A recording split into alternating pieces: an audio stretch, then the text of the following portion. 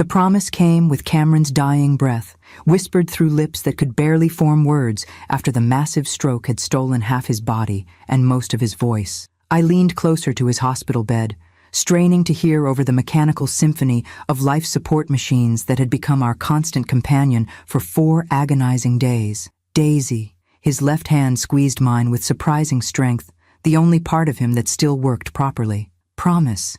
Me. What, sweetheart? I'm here. Tell me what you need.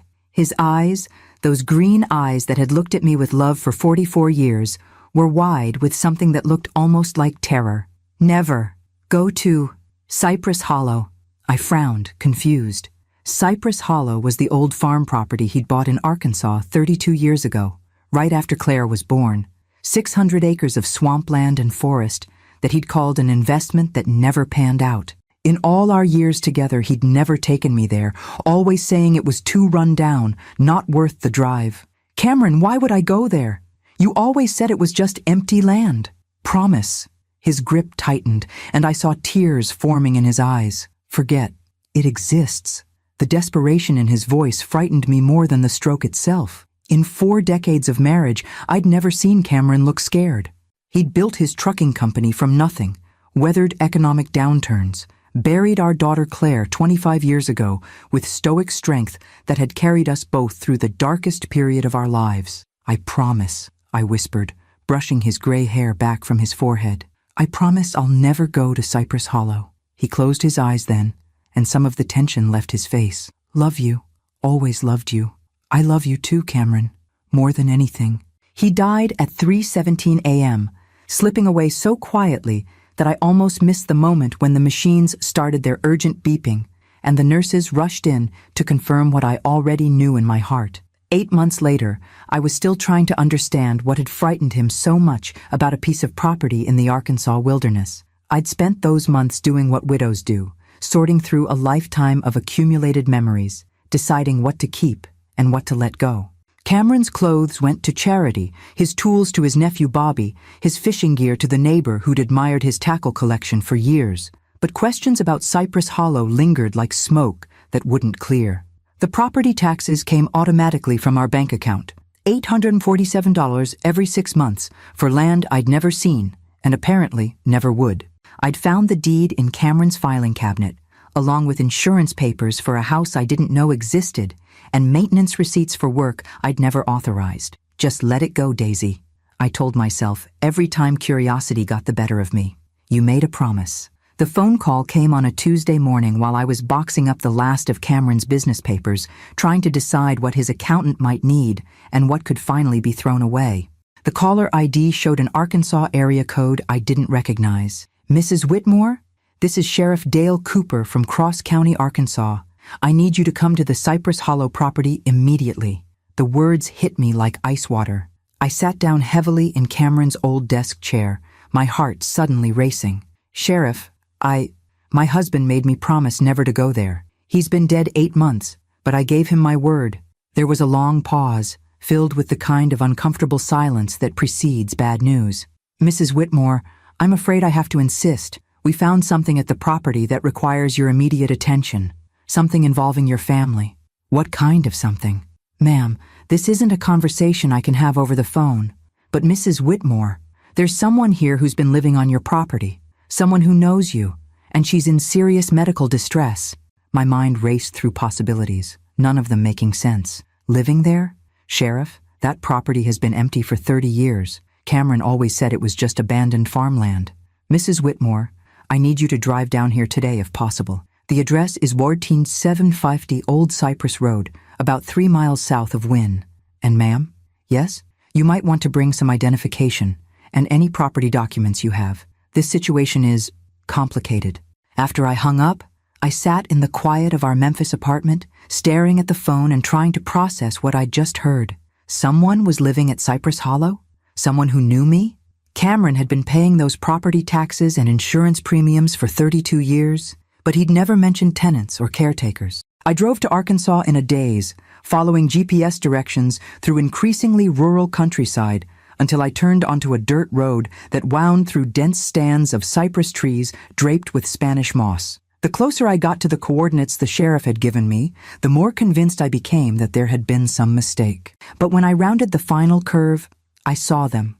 3 sheriff's department vehicles, an ambulance, and what appeared to be a well-maintained farmhouse with smoke rising from the chimney. Sheriff Cooper met me as I got out of my car, his expression grim. He was a tall man in his 50s with kind eyes and the weathered hands of someone who'd spent time doing real work before pinning on a badge. "Mrs. Whitmore, thank you for coming. I know this is confusing, but we need you to identify someone for us." "Sheriff, I've never been here before in my life. Cameron never brought me to this property." "Ma'am, that may be so, but the woman inside knows your name. She's been asking for you specifically." He led me toward the house, which I now realized was in much better condition than Cameron had ever described. Fresh paint, a well-tended garden, lace curtains in the windows. This wasn't abandoned property, this was someone's home. On the front porch, wrapped in a blanket and being attended to by paramedics, sat an elderly woman with silver hair and startlingly blue eyes. She looked to be in her late 80s, fragile but alert. When she saw me approaching, her face crumpled with an emotion I couldn't identify. "Daisy," she said, her voice barely above a whisper. "You came." I stopped dead in my tracks. "I'm sorry, but I don't know who you are." The woman smiled then, a sad, tired expression that seemed to carry decades of pain. "No, you wouldn't know me, but I know you. Cameron told me all about you. Said you were the strongest woman he'd ever met, that you nearly died trying to give him a child." The blood drained from my face. "Who are you?" She looked down at her hands, trembling despite the blanket. "My name is Lorraine Dufresne. I've been living in this house for 32 years. Cameron, he took care of me." "Took care of you how?" "He brought me here after—" She paused, studying my face with an intensity that made me uncomfortable. "Daisy, I'm the woman who gave birth to your daughter Claire." The world tilted sideways. I felt Sheriff Cooper's hand on my elbow, steadying me as my legs threatened to give out. "That's impossible. I gave birth to Claire. I was there. I held her." Lorraine's eyes filled with tears. "You held her, yes. You raised her, loved her, were her mother in every way that mattered. But Daisy," her voice broke, "Claire was my biological daughter, and the baby you carried, your real baby, died during birth." I sank onto the porch steps, my mind refusing to process what I was hearing. "You're lying. This is some kind of sick joke. Cameron switched the babies. Your daughter was born dead, and mine was born healthy. He couldn't bear to tell you, so he made an arrangement with me." Sheriff Cooper cleared his throat. "Mrs. Whitmore, we're going to need to investigate these claims. There may be legal implications." But I barely heard him. I was staring at this stranger who claimed to be Claire's biological mother, thinking about my daughter who died in a car accident at 19. Wondering how many other lies my husband had told me during our 44 years together. "If this is true," I whispered, "then who was I? What was my life?" Lorraine reached out as if to touch my hand, then pulled back. "You were Claire's mother, Daisy. The only mother she ever knew. That part was real." But as I sat on the porch of a house I'd never seen before, talking to a woman whose existence had been hidden from me for 3 decades, I realized that nothing about my life was what I'd thought it was. Cameron had kept more than one promise from me, and some secrets, I was beginning to understand, were worth dying to protect. The ride to the hospital felt like traveling through someone else's nightmare. I followed the ambulance in my car, my hands gripping the steering wheel so tightly that my knuckles had gone white, while Sheriff Cooper's words echoed in my head like a broken record. "Mrs. Whitmore, we need to get her medical attention for the hip fracture, but then we'll need statements from both of you. This situation, if what she's claiming is true, there could be criminal charges involved even after all this time."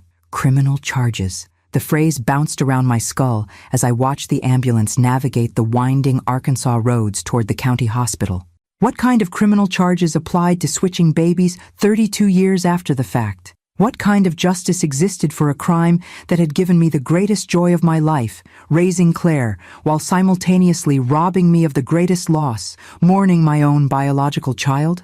At the hospital, I paced the waiting room while doctors examined Lorraine's hip fracture and ran tests to assess her overall health. Sheriff Cooper had given me space to process what I'd learned, but I could see him watching me with the careful attention of someone trying to determine if I was a victim or a potential accomplice. "Mrs. Whitmore?"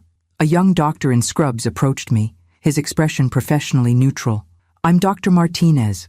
Ms. Dufresne is stable. The hip fracture will require surgery, but given her age and overall health, the prognosis is good. How is her overall health? For 89, she's remarkably well maintained. Good nutrition, regular medical care, all her medications up to date. Someone has been taking very good care of her for many years. Cameron. Even from the grave, evidence of his secret life kept revealing itself in ways that made my head spin. Doctor, can I see her? She's asked to speak with you, actually. But Mrs. Whitmore, she's quite frail, and this situation seems emotionally charged. Please try to keep the conversation calm. I followed him down a corridor that smelled of disinfectant and floor wax, past rooms filled with people facing their own medical crises, none of them probably wrestling with the discovery that their entire marriage had been built on a lie. Lorraine was awake, propped up in bed with her leg immobilized in a contraption that looked medieval but probably cost more than my car. Her silver hair had been brushed back from her face, revealing features that were delicate despite her age, and her eyes, those startling blue eyes, watched me with an intensity that made me feel exposed. You came, she said again, as if my presence was somehow miraculous. I don't really understand what choice I had. I sat in the visitor's chair, maintaining distance while trying to process the surreal nature of our situation. Lorraine, I need you to explain something to me. If what you're saying is true, if Claire was your biological daughter, why didn't you ever try to see her? In 32 years, you never attempted contact? Lorraine's face crumpled with what looked like genuine anguish. Cameron told me it would destroy her life. He said you were a wonderful mother, that Claire was happy and healthy and loved. He showed me pictures. Pictures. Every month when he visited. School photos, birthday parties, Christmas mornings. He documented her entire childhood for me. Tears started flowing down her cheeks. He said if I ever tried to contact her, if I ever disrupted the life you'd built together, it would traumatize her beyond repair. I felt my anger building, a hot pressure behind my breastbone. And you believed him? Daisy, I was 25 years old and terrified. I had no money, no family, no support system. I was working as a waitress in Baton Rouge, barely making enough to feed myself, let alone a baby. Her voice grew stronger as she spoke, as if she'd rehearsed this explanation countless times. Cameron offered me $200,000 to disappear. $200,000? Blood money, I know that now. But then it seemed like salvation. I stood up and walked to the window, looking out at a parking lot where people were going about their normal lives, visiting sick relatives, dealing with medical emergencies that didn't involve discovering that everything they'd believed about their family was a carefully constructed lie. But you didn't disappear, did you? You've been living at Cypress Hollow for 32 years. Cameron decided he couldn't trust me to stay away. He was afraid I might change my mind, might come back and disrupt your family, so he bought that property and moved me there. I turned to face her, something cold settling in my stomach. Moved you there? Or imprisoned you there? Lorraine looked down at her hands, and her silence was answer enough. Lorraine, do you have a car? A phone? Were you free to leave whenever you wanted? Cameron said it was for everyone's protection. He said if I left, if I was seen in public, someone might recognize me and the whole truth would come out. That's not what I asked. She met my eyes then, and I saw 32 years of resignation and captivity in her expression. No, I didn't have a car. No phone until recently. He brought me a basic cell phone last year, but only for emergencies. And Daisy, I haven't seen my driver's license or social security card since 1991. The room felt like it was shrinking around me. He held you prisoner. He called it protection. I sank back into the chair, my mind reeling. Lorraine, when Claire died in that car accident 25 years ago, what happened to you? Her face transformed with grief so profound it looked physical. Cameron came to the house that night. I'd never seen him cry before, but he stood in my living room and sobbed like a broken child. He said, Lorraine, I lost our daughter today. And you never got to know her. Our daughter, I repeated. He brought me the newspaper clipping about the accident. Let me read about Claire's funeral, about the scholarship fund you established in her name, about how beloved she was by her friends and teachers. Lorraine wiped her eyes with a tissue from the bedside table. I mourned her from that farmhouse, Daisy. I mourned a daughter I'd given birth to but never raised, who died believing another woman was her mother. And you never resented me for that? Lorraine was quiet for a long time. considering her answer carefully. I resented the situation. I resented Cameron for creating it. But Daisy, how could I resent you? You loved Claire with everything you had. You were the mother she deserved, the mother I could never have been at 25. I thought about Claire's childhood, about the bedtime stories and soccer games and homework help and teenage drama that had filled our house with life and love. About the way she'd hugged me goodbye the morning she left for college, promising to call every Sunday. About the phone call from the hospital that had shattered our world when a drunk driver ran a red light and took our daughter from us in an instant. But I wasn't her real mother. Yes, you were. Lorraine's voice was fierce now, stronger than I'd heard it since we'd met. Biology doesn't make someone a mother, Daisy. Love does. Sacrifice does. Being there when they're sick, celebrating when they succeed, holding them when their hearts break, that's what makes someone a mother. Then what does that make you? A woman who made a terrible choice because she was young and scared and convinced by a desperate man that it was the right thing to do. She paused, studying my face. And a woman who spent 32 years paying for that choice. Sheriff Cooper appeared in the doorway, his expression grim. Mrs. Whitmore, could I speak with you privately for a moment?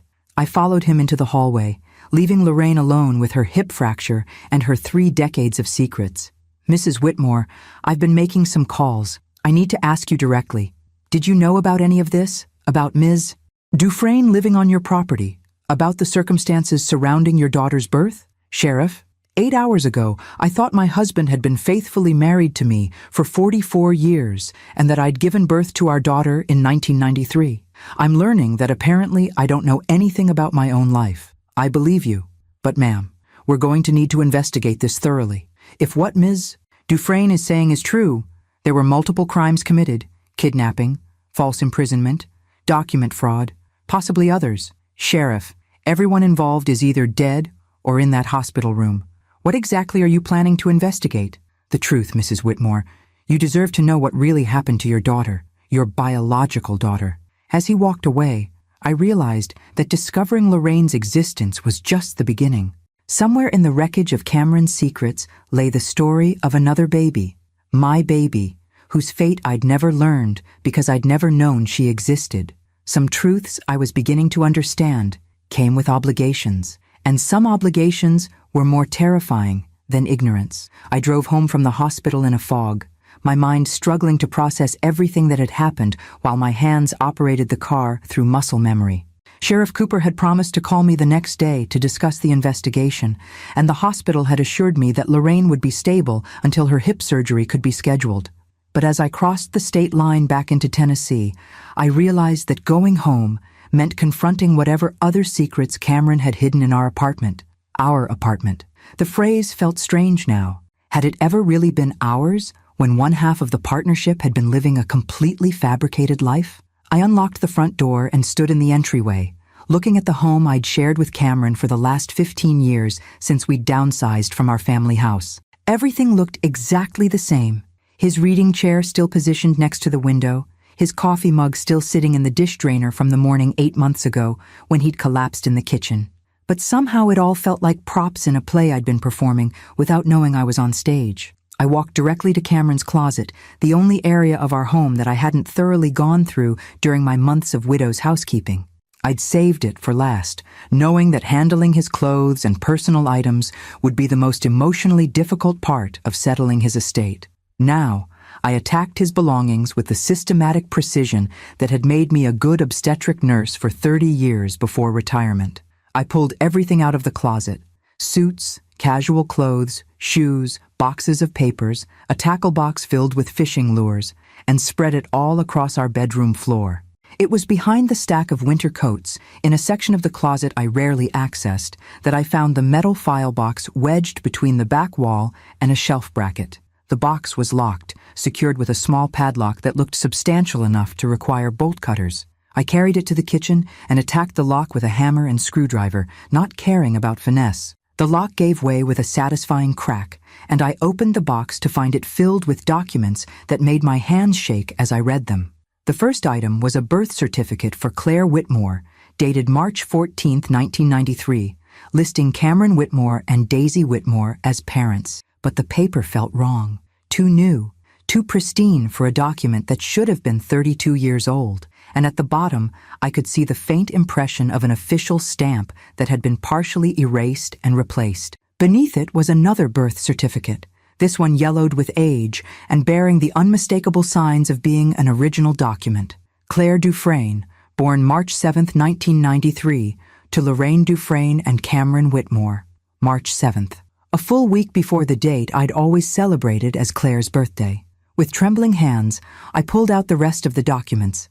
Medical records from Baptist Memorial Hospital in Memphis, dated March 14, 1993. The patient name read Daisy Whitmore, and the diagnosis made my vision blur with tears. Intrauterine fetal demise, cord strangulation, estimated fetal death 24-48 hours prior to delivery. Patient experienced severe postpartum hemorrhage requiring emergency transfusion. Patient unconscious for 72 hours following delivery.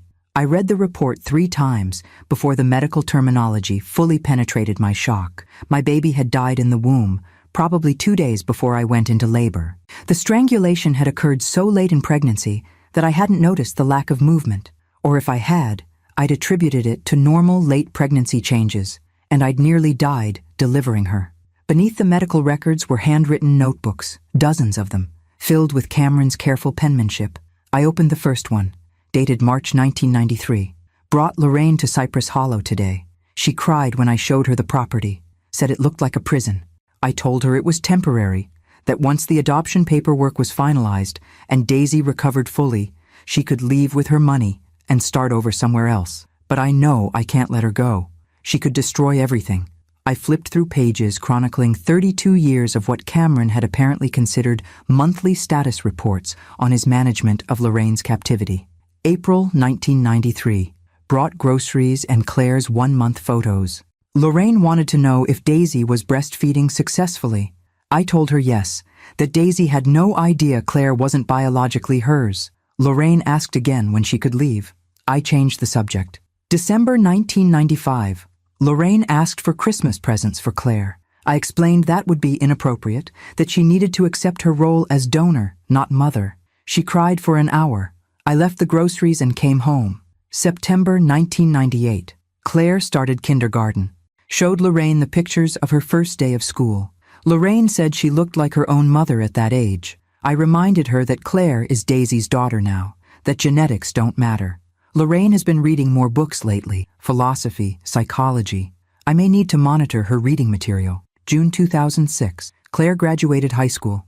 Lorraine asked if she could attend the ceremony, promised she would sit in the back and not make contact. I told her absolutely not. She said 13 years was long enough, that she wanted to see her daughter graduate.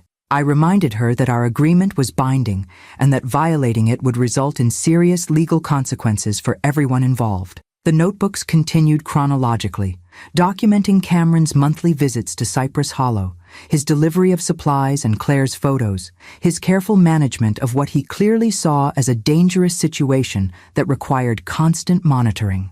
But it was the final notebook, with entries from just before Cameron's death, that contained the information that made me drop the book and rush to the bathroom to vomit. February 2023. Lorraine is getting weaker.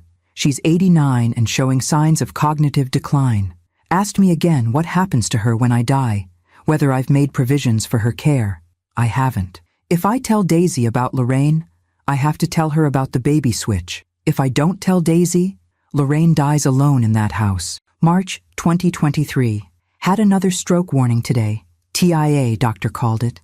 Daisy doesn't know how serious it was. I need to decide what to do about Lorraine before I die, but I can't bear the thought of Daisy learning what I did.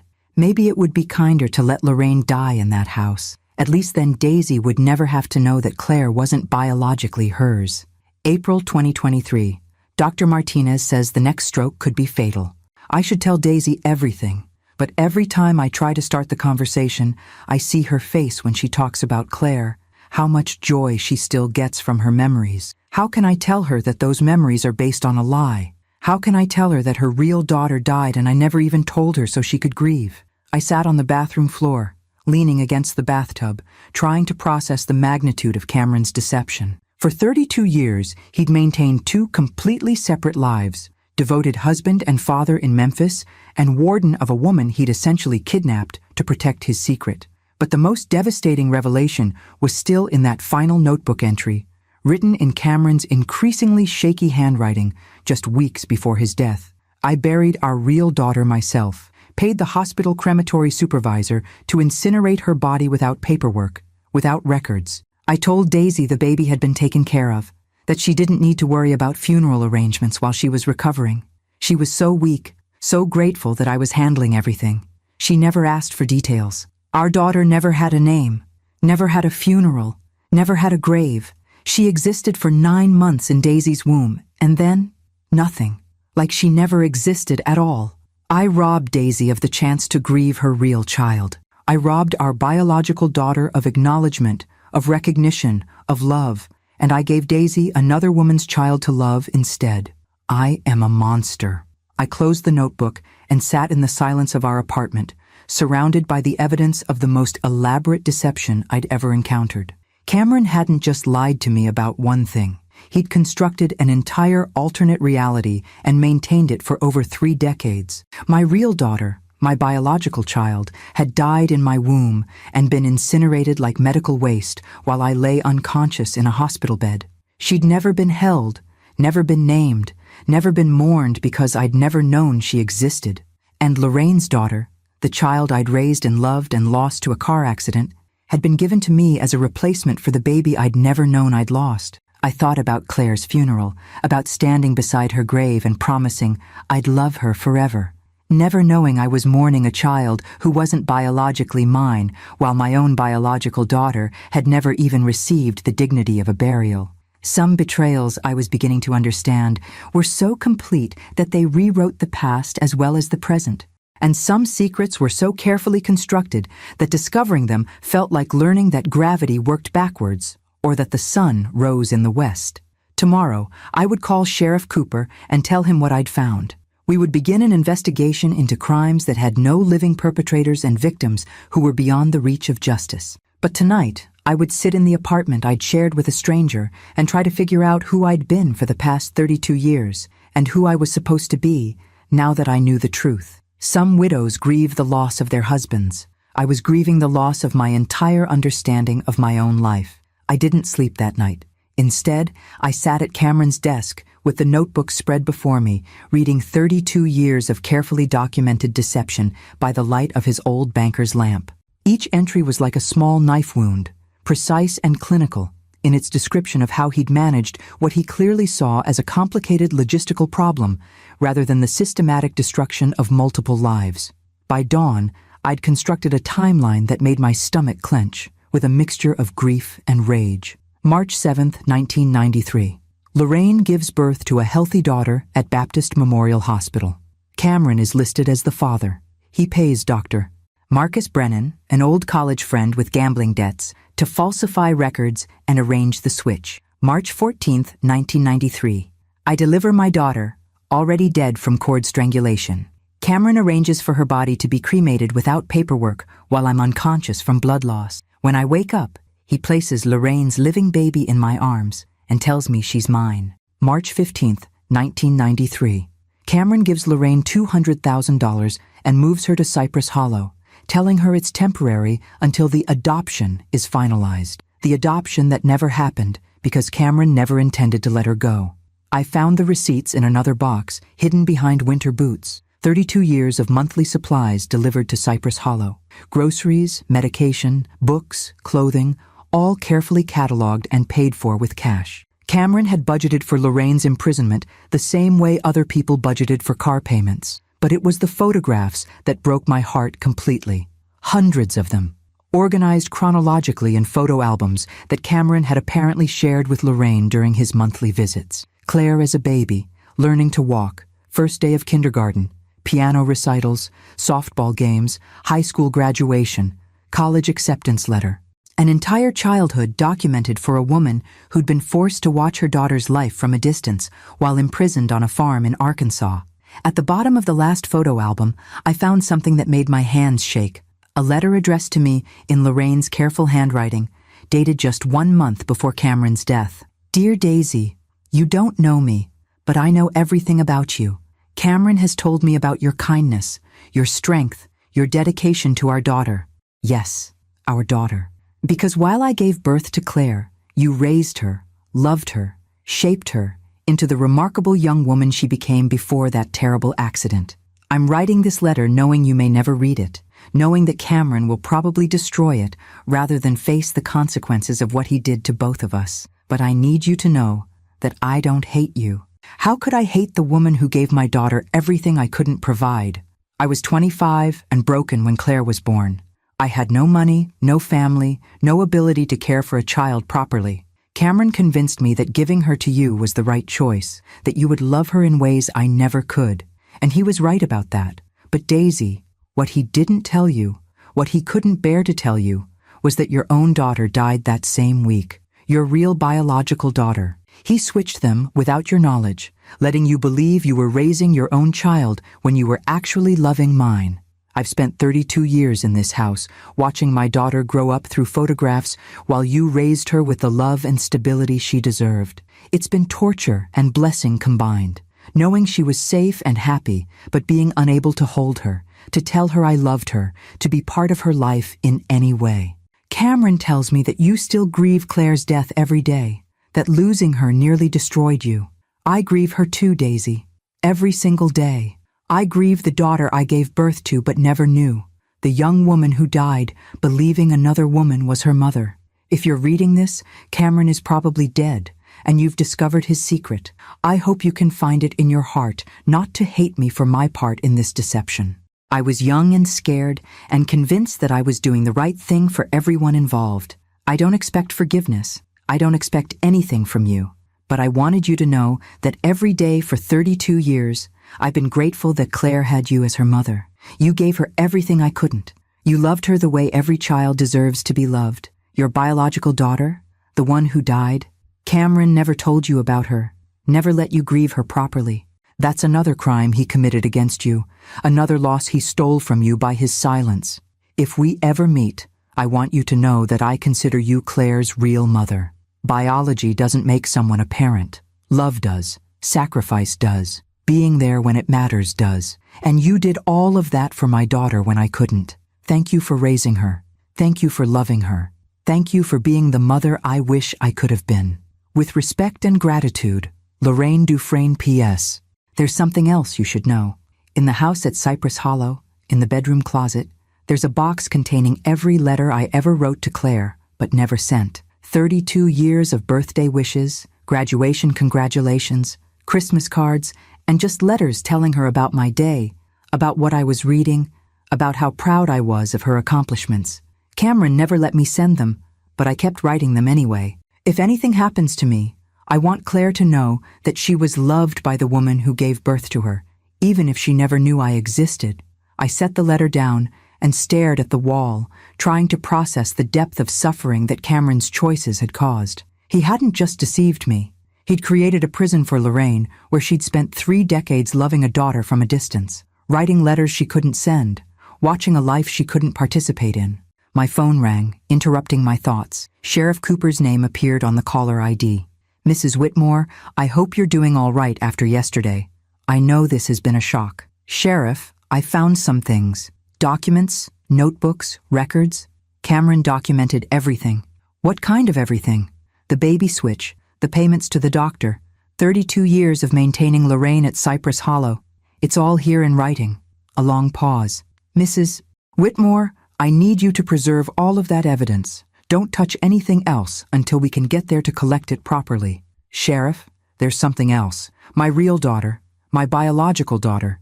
Cameron had her cremated without telling me. She never had a funeral, never had a grave. I never even knew she existed to grieve her. Jesus. Mrs. Whitmore, I'm sorry. I can't imagine what you're going through. I need to go back to Cypress Hollow.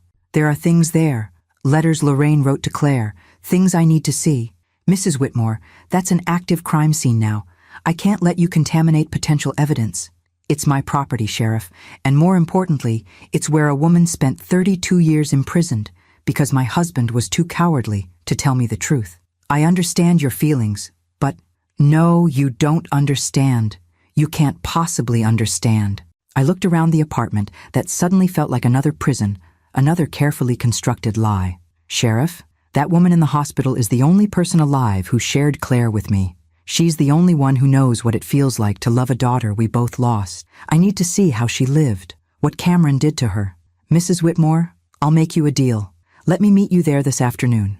We'll go through the house together, properly document everything for the investigation. But I need to be there to make sure we handle this correctly. After I hung up, I sat in the quiet apartment thinking about two daughters, the one I'd raised and loved and buried, and the one I'd carried and lost without ever knowing she'd existed.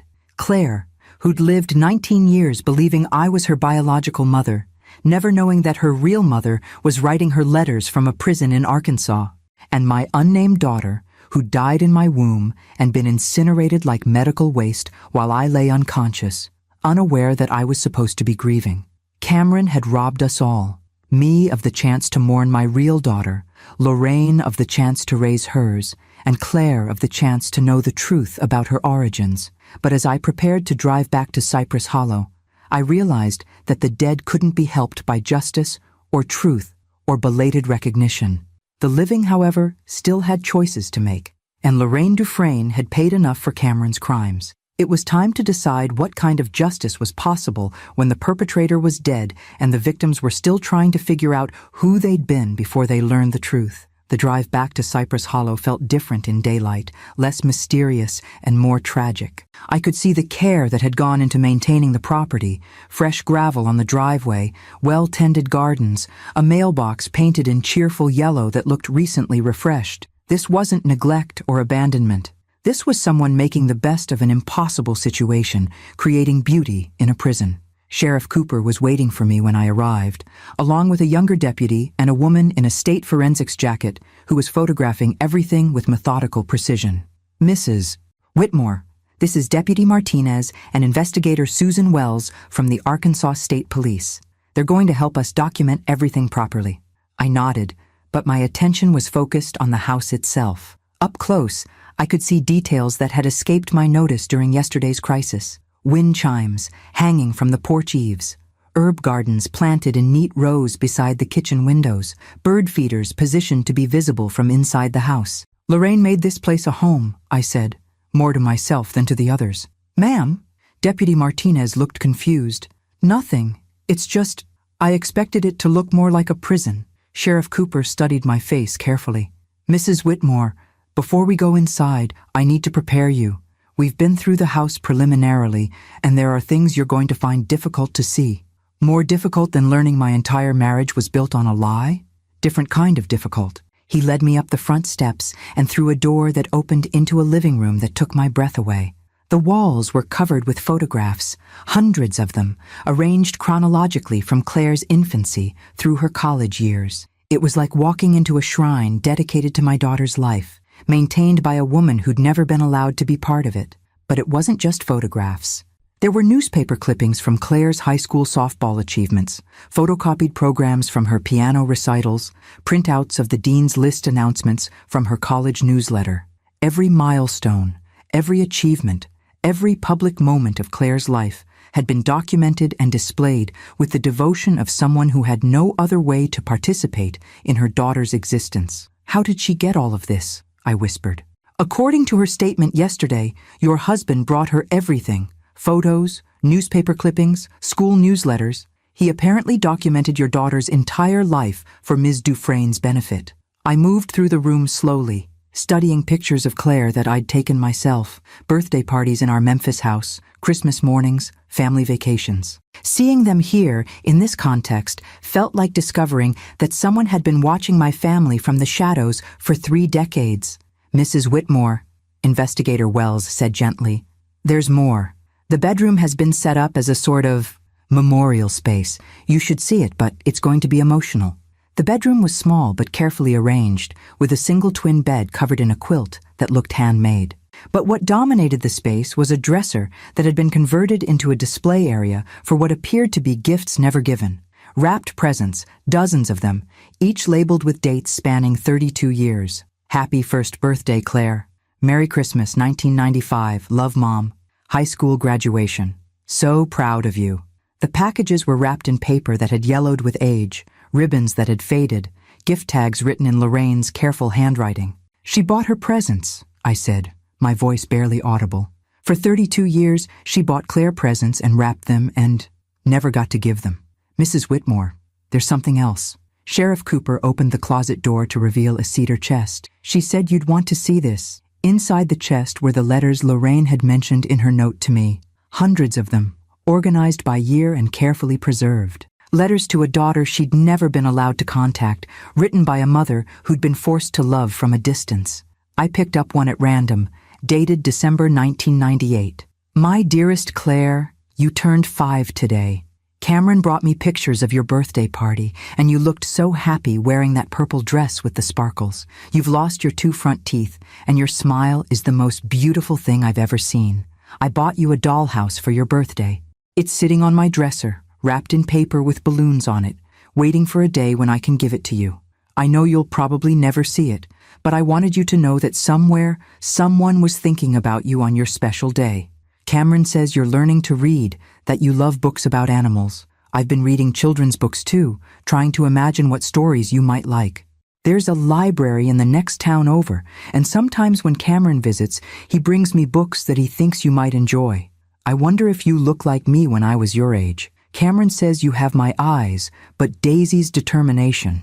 I'm glad you have her strength. You'll need it in this world. I love you, sweet girl, even though you don't know I exist. Your birth mother, Lorraine. I set the letter down with shaking hands and picked up another one, this one from Claire's senior year of high school. My beautiful daughter, you graduate tomorrow. Cameron showed me pictures of you in your cap and gown, and I cried for an hour. You're so beautiful, so poised, so ready for the world. Daisy has raised you to be everything I hoped you would become. You're going to study biology at Ole Miss. Cameron says you want to be a veterinarian, that you've always loved animals. I'm so proud of you for choosing a career that helps others. I wish I could be there tomorrow, sitting in the back row, watching you walk across that stage. I wish I could tell you how proud I am, how much I've loved watching you grow up through pictures and stories and Cameron's monthly reports. You're 18 now, legally an adult. Sometimes I wonder if I could contact you now, if I could tell you the truth without destroying the life Daisy has built for you. But I'm afraid. Afraid you'd hate me for giving you away. Afraid you'd hate Daisy for unknowingly raising another woman's child. Afraid the truth would cause more pain than comfort. So I'll keep loving you from this distance. Keep writing letters you'll never read. Keep hoping that somehow you know you have another mother who thinks about you every single day. Congratulations on your graduation, my darling girl. All my love, Lorraine. There were hundreds more. Birthday letters, Christmas letters, letters about ordinary days when Lorraine just wanted to tell her daughter about the book she was reading, or the birds she'd seen outside her window, or her hopes for Claire's future. 32 years of maternal love with no outlet except paper and ink. Mrs. Whitmore, Investigator Wells said softly, we've found evidence of the monthly visits you mentioned. Grocery receipts, medical supply deliveries, even receipts for photo developing services. Your husband documented everything meticulously. He was always organized, I said automatically, then felt sick for defending any aspect of Cameron's behavior. There's also this. Deputy Martinez handed me a folder containing what appeared to be financial records. Bank statements showing regular cash withdrawals, always the same amount, always on the 3rd Saturday of each month for 32 years. The statements showed a pattern that made my stomach clench. $850 withdrawn monthly, like clockwork, from an account I'd never known existed. 32 years of payments to maintain Lorraine's imprisonment, funded by money that should have been supporting our family. How much? I asked. Over 32 years, how much did he spend keeping her here? Investigator Wells consulted her calculator. Approximately $326,000, not including the initial property purchase and house renovation. Over $300,000 spent maintaining a secret that had destroyed multiple lives. Money that could have paid for Claire's college education, that could have funded our retirement, that could have done any number of beneficial things instead of financing a decades-long conspiracy. Mrs. Whitmore, Sheriff Cooper said, we're going to need you to make some decisions about Ms. Dufresne's situation. She has no legal identity documents, no social security card, no driver's license. Technically, she doesn't exist in the system. What do you mean? Your husband apparently confiscated her identification documents in 1993 and never returned them. She's been a non-person for 32 years. No credit history, no medical records in her own name, no way to prove her identity or access services. I looked around the bedroom that had served as Lorraine's entire world for 3 decades. The wrapped presents never given, the letters never sent, the photographs of a daughter she'd loved but never known. What happens to her now? I asked. That depends on you, Mrs. Whitmore. You own this property. You inherited responsibility for Ms. Dufresne's situation along with everything else your husband left behind. I thought about Lorraine lying in the hospital bed, 89 years old and broken-hipped, with no family except the daughter who died believing someone else was her mother. No resources except whatever charity I might choose to provide. Sheriff, I need to ask you something. If we pursue criminal charges posthumously, if we investigate this as kidnapping and fraud and all the other crimes Cameron committed, what happens to Lorraine? She'd be a victim, not a perpetrator. But the investigation would be very public, very invasive.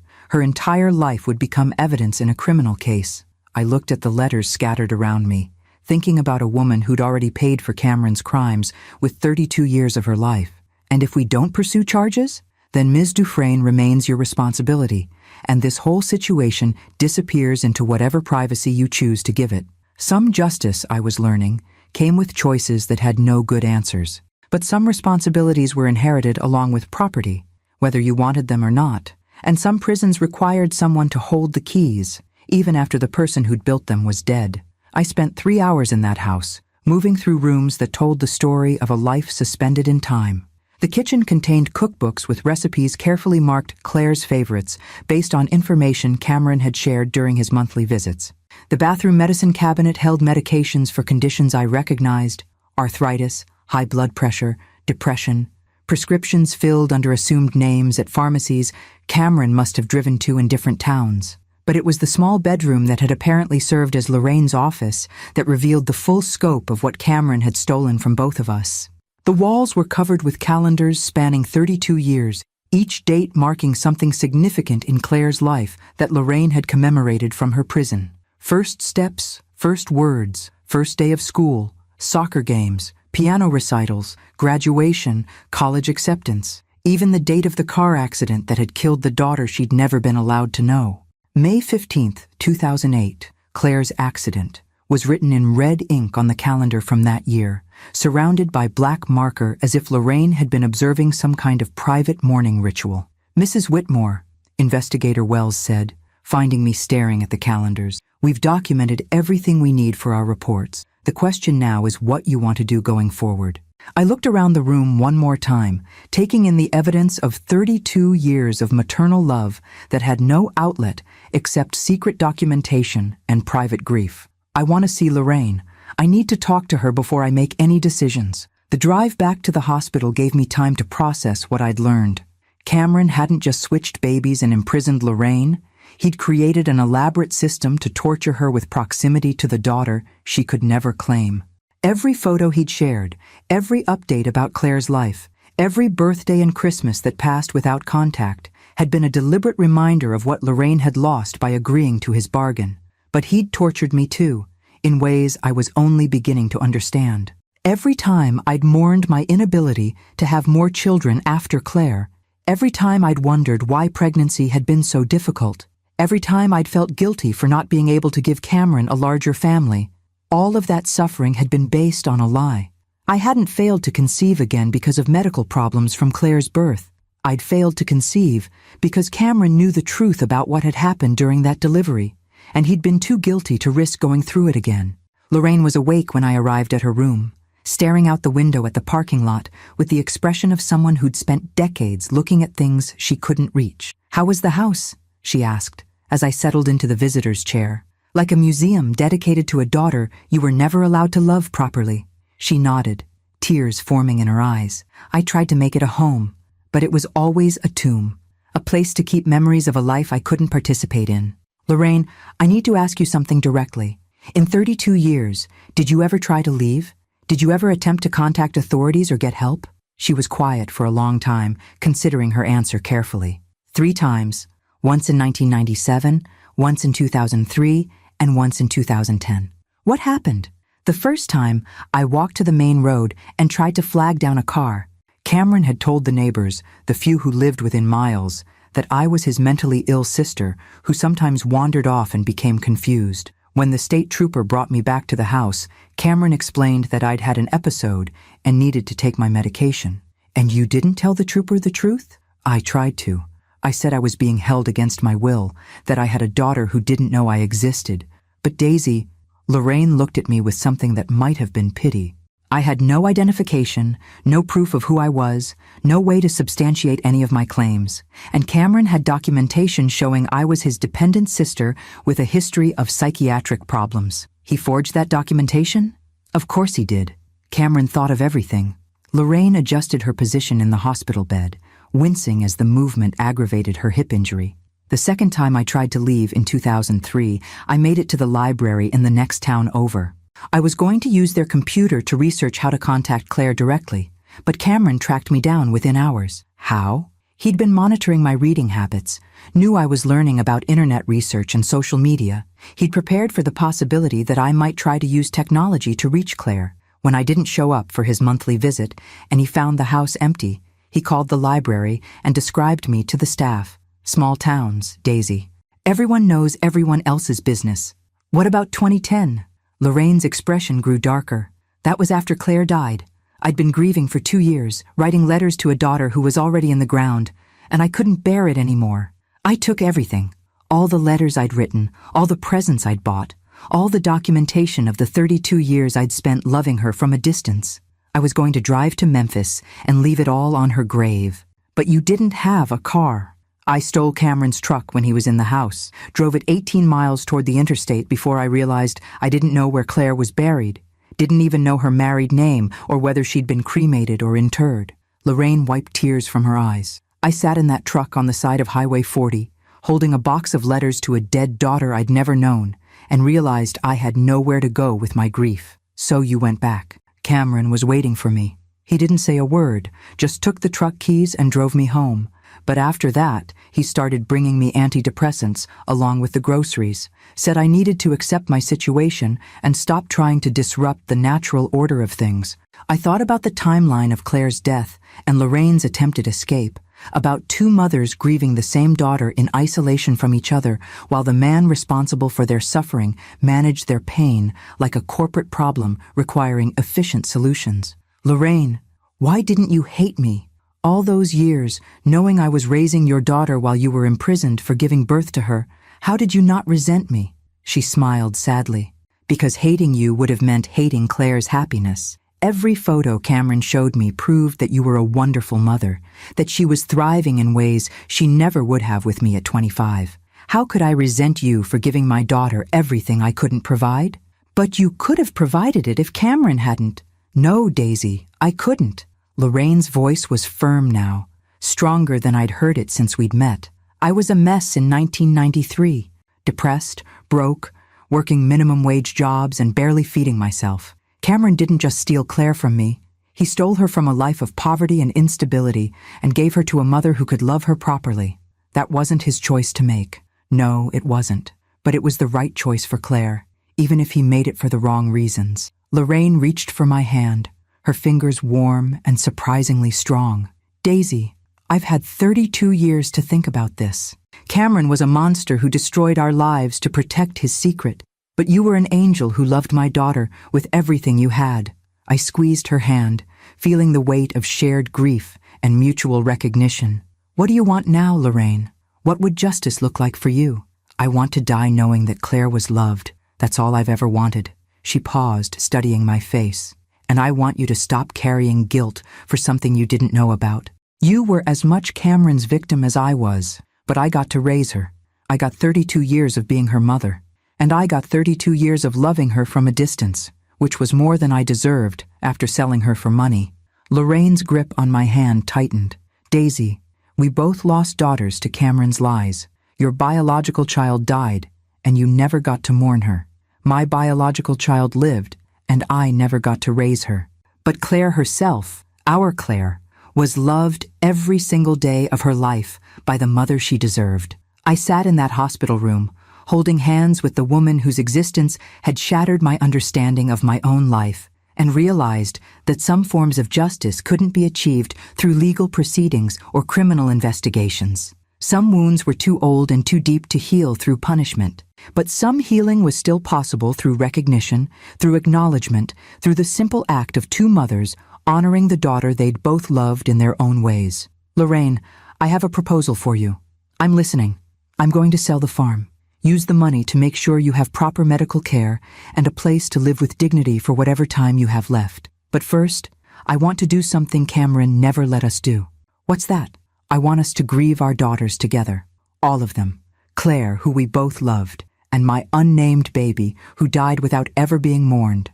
For the first time since I'd met her, Lorraine smiled with genuine joy. I would be honored to help you grieve, Daisy. It's the least I can do for the woman who raised my daughter when I couldn't. Some families, I was learning, were created by circumstances rather than choice, and some justice was found in choosing love over revenge, even when revenge would have been easier. 2 weeks later, I found myself standing in Lorraine's hospital room with a wheelchair and a plan that would have seemed impossible when this nightmare first began. Her hip surgery had been successful, but at 89, recovery was slow and complicated by decades of limited medical care. Where are we going? She asked as I helped her transfer from the bed to the wheelchair. Memphis. To see Claire. Lorraine's face went pale. Daisy, I don't think I'm ready for that. Neither am I. But we're going anyway. The drive from Arkansas to Memphis took 3 hours, most of it in comfortable silence broken only by Lorraine's occasional directions when she spotted something she wanted to comment on. A farm that reminded her of her childhood in Louisiana. A church that looked like one she'd attended as a girl. Ordinary observations that proved she was still capable of finding beauty in the world despite 32 years of imposed isolation. I'd called ahead to Elmwood Cemetery, explaining our unusual situation to a patient administrator who'd arranged for privacy and assistance. Claire was buried in the section I'd chosen for its mature oak trees and peaceful atmosphere under a granite headstone that read simply, Claire Whitmore, 1993-2008, beloved daughter, forever in our hearts. As I pushed Lorraine's wheelchair along the paved path toward Claire's grave, I watched her face transform. The resignation and wariness that had characterized her expression since we'd met was replaced by something approaching peace. She's here, Lorraine whispered as we approached the headstone. She's here. I positioned the wheelchair so Lorraine could reach the headstone, then knelt beside her. For several minutes we sat in silence, two mothers at their daughter's grave, each processing grief that had been complicated by decades of deception. Claire, Lorraine said finally, her voice barely audible. This is Daisy, your real mother, the woman who loved you every day of your life. And this is Lorraine, I added, my voice breaking. Your birth mother, the woman who loved you from a distance but never stopped thinking about you. Lorraine reached into the bag she'd brought and withdrew one of the wrapped presents from her bedroom at Cypress Hollow, a package labeled Happy 16th Birthday that had been sitting on her dresser for 3 years, waiting for an opportunity that had never come. I brought you a present, she said, placing the faded package against the headstone. I know it's late, but I wanted you to finally have something from me. I watched this woman, who'd been denied the right to grieve publicly, perform the simple act of giving her daughter a gift and felt something shift in my understanding of what family could mean. Lorraine, there's something else I need to do here. From my purse, I withdrew a small granite marker I'd commissioned from the same company that had created Claire's headstone. It was tiny, barely 6 inches long, but it bore an inscription that had taken me weeks to finalize. Baby Whitmore, March 14th, 1993. Born sleeping. Loved before birth, mourned after truth, finally remembered. I placed the small marker next to Claire's headstone and knelt between them, my hands touching both pieces of granite. My daughter, I said to the smaller marker, I never got to hold you, never got to name you, never got to say goodbye. Your father robbed me of the chance to grieve you properly, but I'm grieving you now.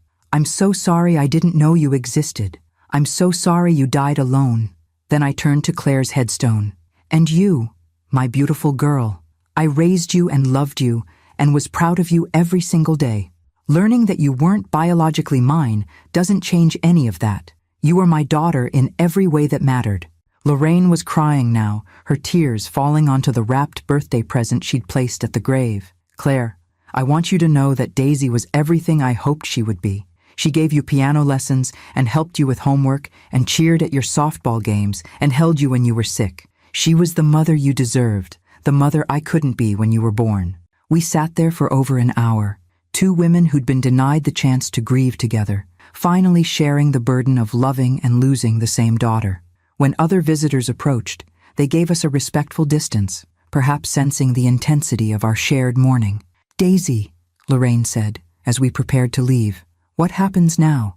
Now we figure out how to live with the truth, together." Together!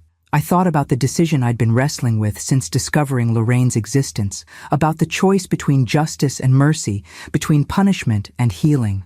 I've been thinking about what Cameron owed you for 32 years of imprisonment, what he owed me for 32 years of lies, what he owed our daughters for the chances he stole from all of us. And he owed us the opportunity to know each other, to share our love for Claire, to grieve together instead of separately.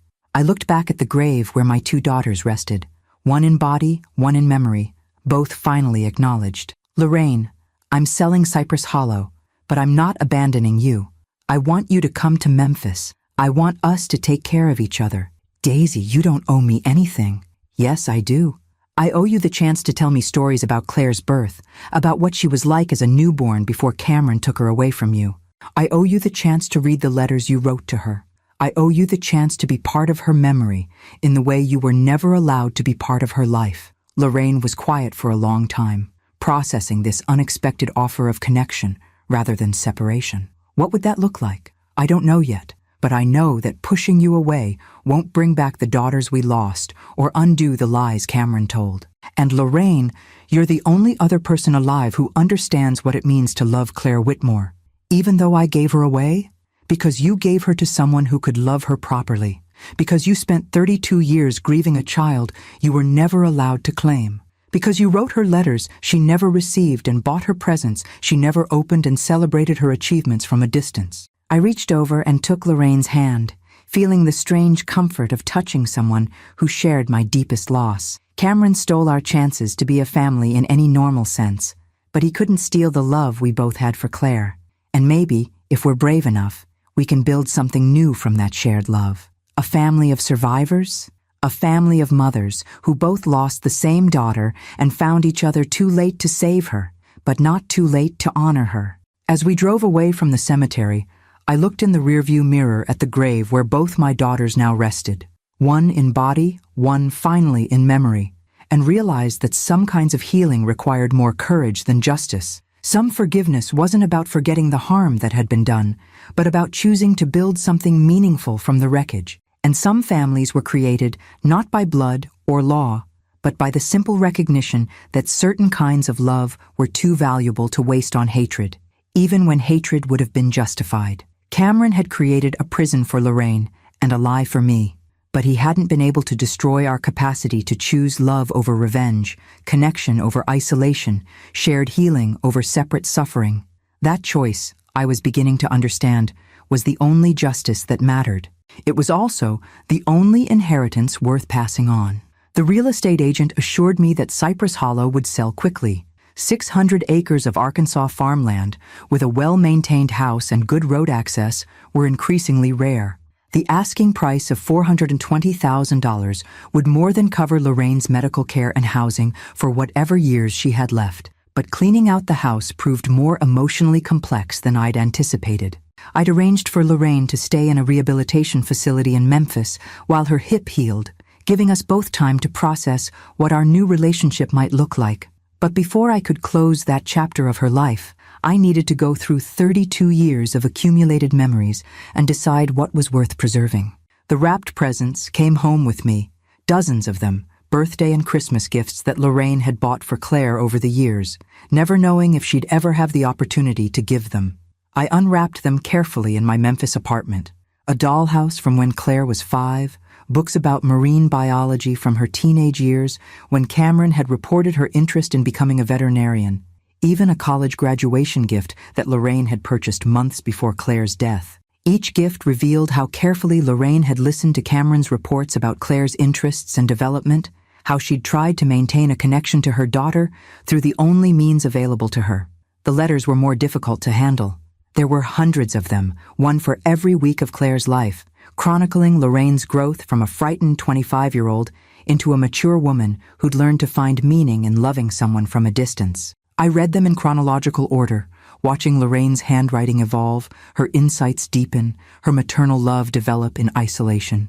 But it was the final batch of letters, written after Claire's death, that broke my heart completely. My dearest Claire, it's been 6 months since the accident, and I still write to you every week because I don't know how to stop.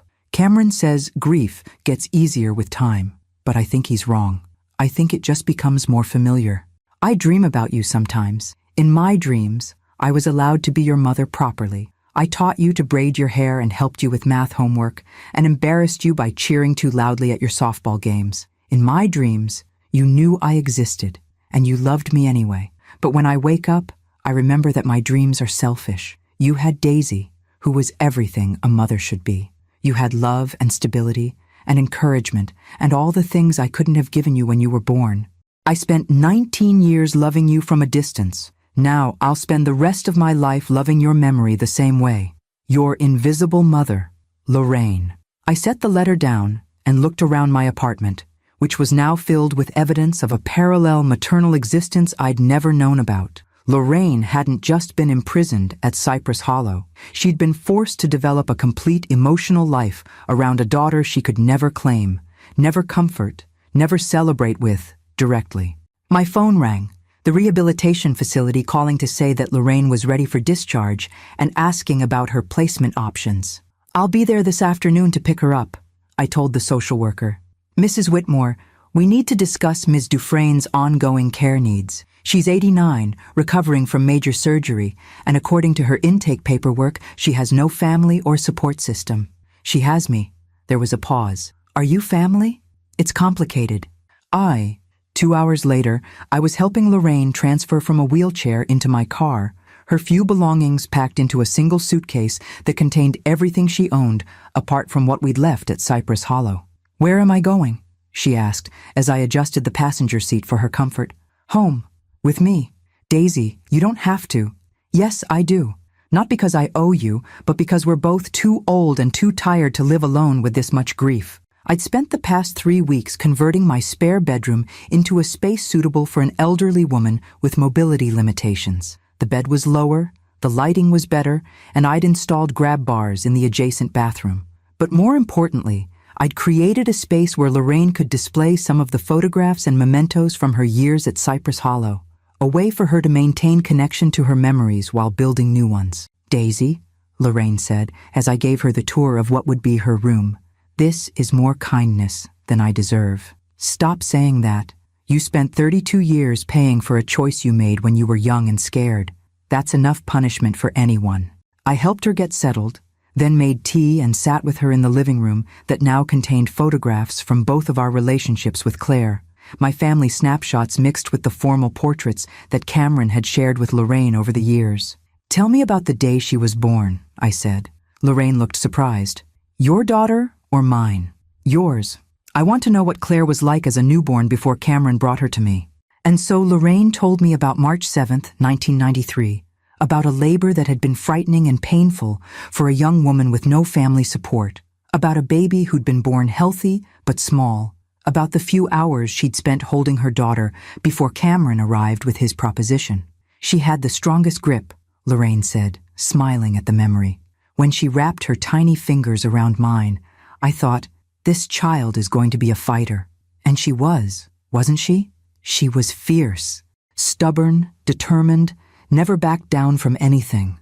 I thought about Claire's teenage years, about the arguments we'd had about curfews and college choices and boys. Sometimes I wondered where that iron will came from. Now I know. What was she like as a little girl? And so I told Lorraine about Claire's childhood, about the way she'd insisted on reading herself to sleep even before she could actually read, about her obsession with collecting rocks that she was convinced were dinosaur fossils, about the elaborate tea parties she'd hosted for her stuffed animals every Sunday afternoon. She would have loved you, I said. If she'd known you existed, she would have been proud to have two mothers who loved her. Do you really believe that? I do. Claire had the biggest heart of anyone I've ever known. She would have understood that love multiplied doesn't equal love divided. We talked until evening, sharing memories and stories and filling in the gaps in each other's knowledge of Claire's life. When Lorraine grew tired, I helped her to bed and then sat alone in my living room, looking at the photographs that now told a more complete story of my daughter's existence. The next morning, I made a decision that surprised even me. Lorraine, I want to ask you something. What would you think about visiting Dr. Brennan's grave? Dr. Marcus Brennan, the doctor who'd helped Cameron orchestrate the baby switch, had died 10 years earlier. I'd found his obituary during my research into the conspiracy, along with details about his struggle with gambling addiction and the financial problems that had made him vulnerable to Cameron's bribery. Why would we do that? Because he was part of this story too. Because understanding what happened means understanding all the people who made choices that affected our lives. Daisy, are you sure you want to dig deeper into this? I'm sure I want to close every door that needs closing. I want to understand the complete truth so we can both move forward without wondering what other secrets are waiting to be discovered. An hour later, we were standing at Dr. Brennan's grave in a Memphis cemetery, reading a headstone that described him as a beloved physician and father of 3. He had children, Lorraine observed. 3 daughters. I looked them up. All successful adults now, 2 doctors and a lawyer. So his choice to help Cameron funded his daughter's education and gave them opportunities they might not have had otherwise. I looked at the inscription praising his dedication to his patients and his community. People are complicated, Lorraine. Dr. Brennan committed a terrible crime, but he also delivered hundreds of healthy babies and saved countless lives during his career. Does that excuse what he did? No, but it explains why Cameron was able to convince him to do it. Desperate people make choices they'd never make otherwise. We stood there in silence, thinking about the doctor who'd helped steal my biological daughter and replace her with Lorraine's, who'd committed fraud to help a friend but had probably justified it as helping 2 families avoid tragedy. What do you think he would say if he could see us now? Lorraine asked. I think he'd be relieved that his crime ultimately led to something good, that 2 women who should have been enemies found a way to become family instead. As we walked back to the car, Lorraine reached for my arm, not just for physical support, but for the comfort of connection. Daisy, do you think Claire knows? Do you think she understands what we're trying to do? I thought about my daughter, about the young woman who'd approached life with curiosity and compassion, who'd always been drawn to healing rather than hurting.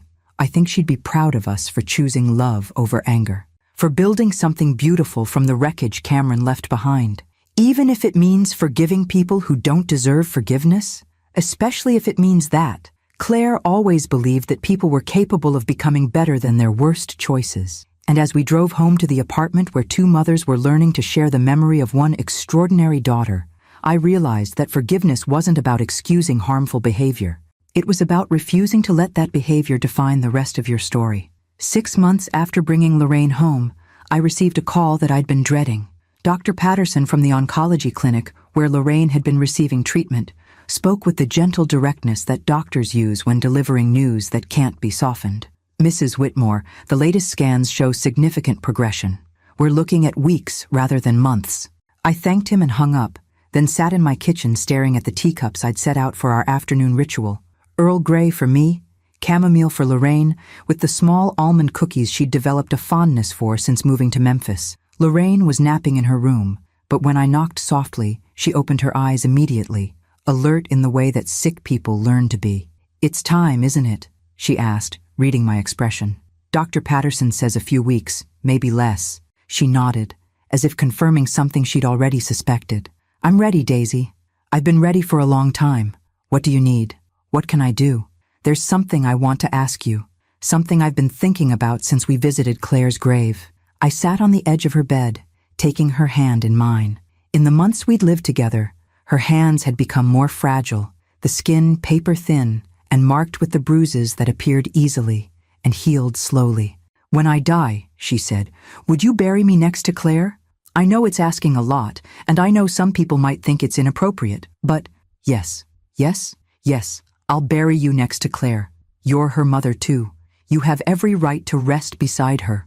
Lorraine's eyes filled with tears of relief. "I was afraid you'd say it was too complicated, that people wouldn't understand." Let them not understand. We know what's right. Over the next 3 weeks, Lorraine declined rapidly but peacefully. We spent our time talking about Claire, sharing stories and memories that painted a more complete picture of our daughter's life and personality. Lorraine told me about the dreams she'd had over the years, imaginary conversations with the daughter she'd never been allowed to know. I shared the small details of Claire's childhood that Cameron had never thought to include in his monthly reports, the way she hummed while doing homework, her habit of collecting interesting buttons, her fear of thunderstorms that had lasted until she was 12. "Daisy," Lorraine said one afternoon while we sat in the living room watching birds at the feeder I'd installed outside her window, "I need to tell you something about Cameron." "What about him?" "In all the years he visited me, in all the conversations we had about Claire, and about what he'd done to both of us, he never once asked for forgiveness. Not once." I considered this, thinking about my husband's final words in the hospital, his desperate request that I promise never to go to Cypress Hollow. He knew what he'd done was unforgivable. "Yes, but Daisy, there's something else. In his last few visits before the stroke, he started talking about you differently." "How do you mean?" "He said he'd ruined your life twice, once when your real daughter died, and again when he stole your chance to grieve her. He said giving you my daughter hadn't made up for what he'd taken from you. It had just compounded the lie." Lorraine shifted in her chair, trying to find a more comfortable position as the cancer made movement increasingly difficult. "He said he'd spent 32 years watching you love Claire with everything you had, and every moment of joy you took in being her mother was also a moment when you were being denied the truth about your own child." "What did you tell him?" "I told him that love doesn't lie, even when people do, that your love for Claire was real, regardless of biology, that being a mother isn't about whose DNA a child carries, it's about who shows up every day to love them unconditionally." I thought about Cameron's final days, about the fear in his eyes when he'd made me promise to stay away from Cypress Hollow. Had he been protecting his secret, or had he been protecting me from a truth he knew would destroy my understanding of my own life? "Lorraine, do you think he regretted what he did?" "I think he regretted getting caught in a lie that grew bigger than he could handle." "But Daisy, I don't think he regretted saving you from the grief of losing your biological daughter, even if the way he did it was monstrous." "That doesn't excuse—" "No, it doesn't excuse anything. Cameron was a coward who chose deception over truth, who imprisoned me to protect his secret, who robbed you of the chance to mourn your real child." Lorraine's voice was getting weaker, but her conviction remained strong. "But he also gave you 32 years of loving a daughter who needed you, and he gave me the peace of knowing my child was safe and cherished." "You're defending him?" "No, I'm trying to understand him. There's a difference." That evening, as I helped Lorraine prepare for bed, she asked me to bring her the small wooden box where she kept her most precious possessions. The last letter she'd written to Claire, the first photograph Cameron had ever shared of our daughter, and a silver locket that had belonged to her own mother. "I want you to have this," she said, pressing the locket into my palm. "It's not much, but it belonged to my mother, and her mother before that. I always planned to give it to Claire when she was 18. Lorraine, this is too precious. Please, let it be something of mine that becomes something of yours. Let it be a way for our families to stay connected even after I'm gone." 3 days later, Lorraine died peacefully in her sleep. I found her in the morning, looking serene in a way she'd rarely appeared during her waking hours. Her breathing had simply stopped sometime during the night, and she'd passed without pain or fear. The funeral was small, just me, the pastor from the church we'd started attending together, and Mrs. Patterson from the neighboring apartment who'd become fond of Lorraine during our evening walks when she'd still been strong enough for them. But as I watched her casket being lowered into the ground beside Claire's grave, I realized that the size of a funeral didn't determine the significance of a life. Lorraine had loved deeply and sacrificed enormously, had endured 32 years of imposed isolation with grace and dignity, had chosen forgiveness over bitterness, even when bitterness would have been justified. After the service, I stood alone between the two graves, reading the headstones that now told a more complete story. Claire Whitmore, 1993-2008, beloved daughter, forever in our hearts. Lorraine Dufresne, 1934-2024, mother who loved from a distance, finally at peace beside her daughter, and the tiny marker I'd placed 2 years earlier, baby Whitmore, March 14th, 1993, born sleeping, loved before birth, mourned after truth, finally remembered. 3 graves, 3 women whose lives had been shaped by one man's desperate choice to avoid facing the truth about loss and love and the difference between protecting someone from pain and protecting yourself from consequences. Well, Claire, I said, addressing the middle gravestone, your birth mother and your adoptive mother are both here with you now, and somewhere, your biological sister, my real daughter, is finally being acknowledged and mourned. The wind picked up, rustling the oak leaves above us, and for a moment I could almost imagine it was Claire's voice, telling us that love was never wasted, that family was defined by choice rather than biology, that forgiveness was possible even when forgetting wasn't. Some stories, I realized, don't have endings. They just have moments when the people involved choose to stop letting the past define their future. But they also have moments when the living can finally honor the dead honestly, without the weight of lies or the burden of secrets that served no one except the person too cowardly to face the truth. Lorraine had found peace at last, lying beside the daughter she'd never been allowed to claim in life. And I had found something I'd never expected, the understanding that some families are created by tragedy rather than choice, but become real through the simple decision to love rather than blame, to heal rather than hurt, to build something meaningful from whatever broken pieces remain. 1 year after Lorraine's death, I returned to the cemetery with a purpose that had taken me months to fully understand. In my hands, I carried 3 items that represented the completion of a journey I'd never intended to take. A small memorial plaque, a wooden box containing Lorraine's letters to Claire, and a folder of legal documents that would ensure this story could never be repeated. The memorial plaque was made of the same granite as the headstones, small enough to sit between the 3 graves without disrupting the peaceful symmetry of their arrangement. The inscription had taken me weeks to perfect, in memory of all the mothers and daughters whose stories were silenced by secrets. May truth finally set them free. I placed it carefully in the center of the triangular arrangement formed by Claire's grave, Lorraine's grave, and my unnamed daughter's marker, creating a focal point that acknowledged not just our specific losses, but all the families destroyed by similar deceptions. The wooden box contained every letter Lorraine had written to Claire over 32 years, a complete record of maternal love expressed in isolation.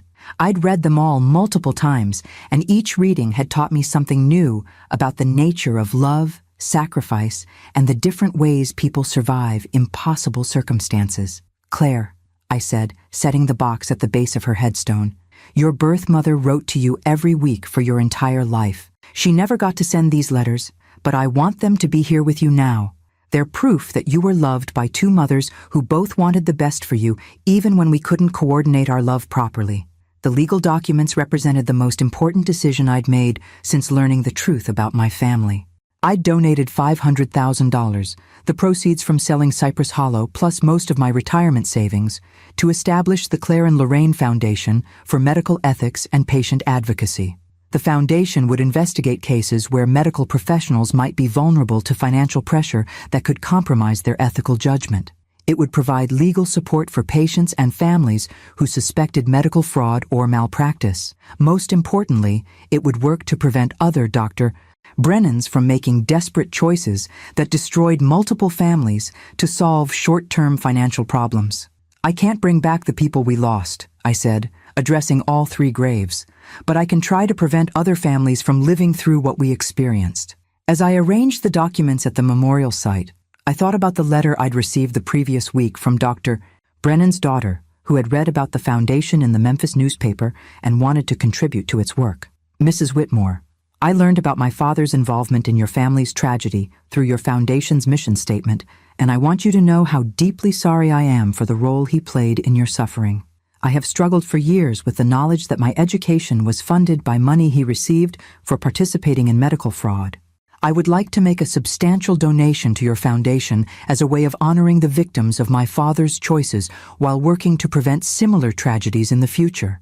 The donation sheet enclosed was for $200,000, exactly the amount Cameron had originally paid her father for his participation in the baby switch. Her letter had included a note that brought me to tears. I hope this can transform my father's worst choice into something that protects other families from similar harm. Some justice, I was learning, came full circle in ways that couldn't be planned or predicted. Lorraine, I said, turning to address her headstone, the woman whose education was funded by your suffering has chosen to honor your memory by helping prevent others from facing similar choices. I think you'd appreciate the irony.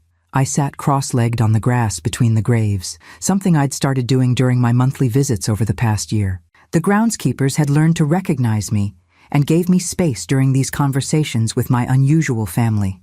I've been thinking about forgiveness, I continued, addressing all 3 graves simultaneously. For months, people have asked me how I can forgive Cameron for what he did to us, how I could forgive Lorraine for selling her daughter, how I could forgive Dr. Brennan for participating in fraud. The truth was more complex than most people wanted to hear. I didn't forgive any of them because they deserved it. I forgave them because carrying that anger was destroying my ability to honor the love we shared for Claire. Because staying angry at dead people is like being trapped in a prison where you're both the guard and the prisoner.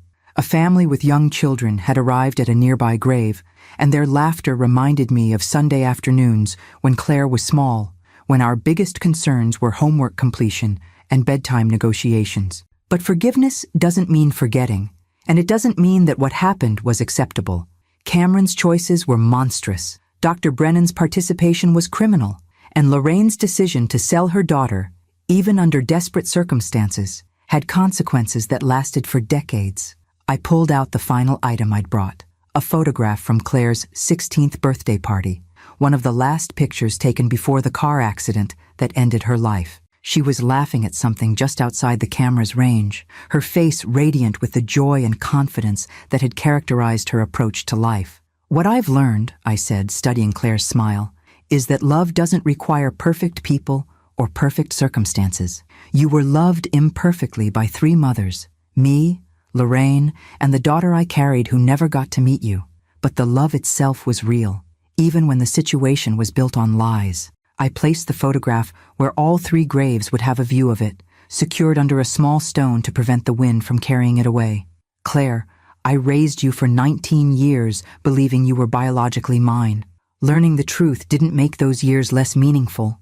It made them more precious because I understand now how easily they could have been lost. Lorraine, you loved Claire from a distance for 32 years, never knowing if you'd made the right choice in giving her away.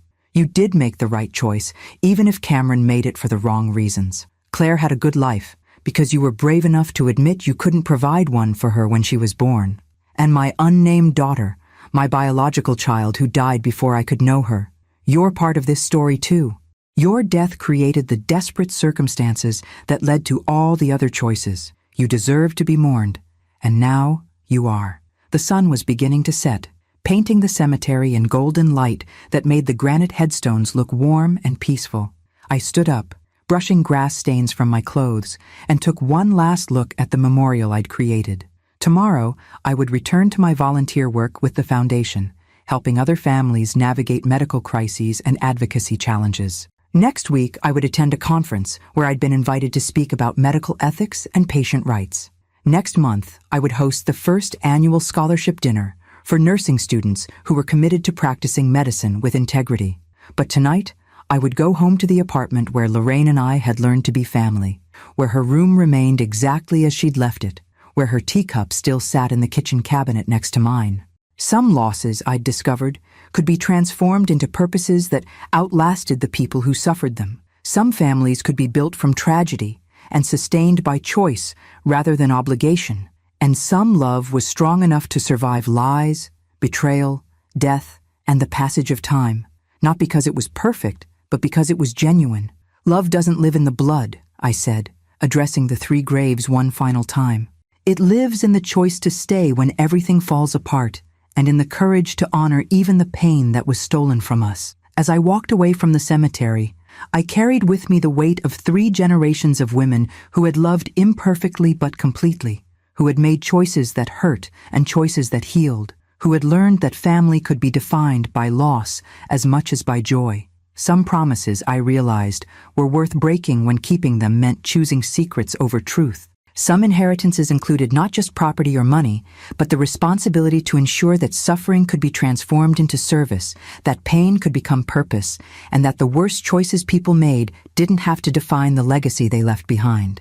Cameron had kept his promise to the grave, protecting his secret until his dying breath. But I had chosen to break mine, and in doing so, had discovered that some truths were worth the price of shattering everything you thought you knew about your own life. The end.